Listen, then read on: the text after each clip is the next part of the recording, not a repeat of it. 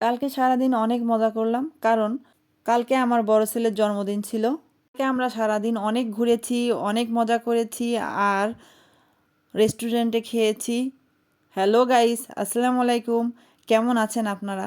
বরাবরের মতো নতুন একটি ভিডিও নিয়ে হাজির হয়ে গেলাম আমি মোহনা। আমরা রাত 12টা 1 মিনিটে কেক কেটেছিলাম। আমার বড় ছেলে তো অনেক খুশি, সে তো মহা খুশি।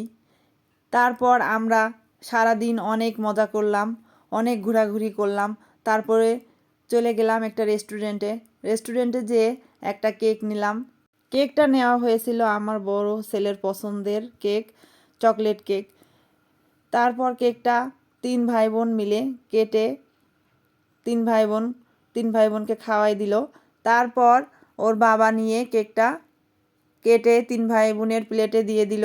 আর এই যে আপনার ভাইয়া, আর দেখেই বুঝতে পাচ্ছেন কেক কাটার দায়িত্ব ছিল আপনার ভাইয়ার।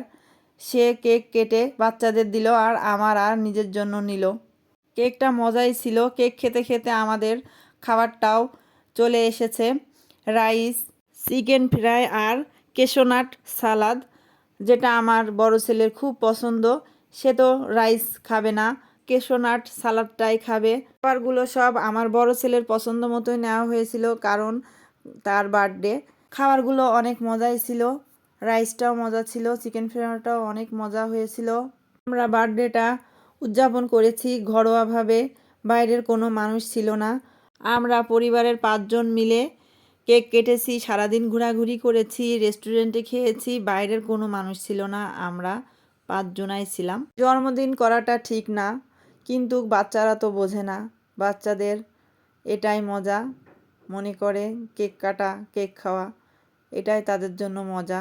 তো বছরে একবারই করতে পারে, তারা অপেক্ষায় থাকে কবে জন্মদিনটা আবার আসবে।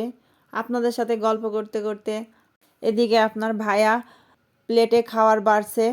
আপনার ভাইয়ার দায়িত্ব ছিল আজকে খাওয়ারটা সবার প্লেটে প্লেটে বেড়ে দেওয়ার, আর কেকটাও কেটে সেই পরিবেশন করলো। আর আমার 3 ছেলেপিলে এই যে অনেক মজা করে খাচ্ছে তারা, তাদেরও প্রায় খাওয়া শেষ পর্যায়ে। খেতে খেতে আমার মেয়ে বলছে, আম্মু রাইসটা আর চিকেন ফ্রাইটা অনেক মজা হয়েছে। আর আমার বড় ছেলের পছন্দ হয়েছে কিশোনাট সালাদটা। আমার ছোট ছেলে তো নিরামিষ, তার সব কিছুই ভালো লেগেছে। আমিও খেয়ে দেখলাম, চিকেন ফ্রাইটা আসলেই মজা হয়েছে, রাইসটাও মজা হয়েছে। আমার বড় ছেলের জন্য সবাই দোয়া করবেন।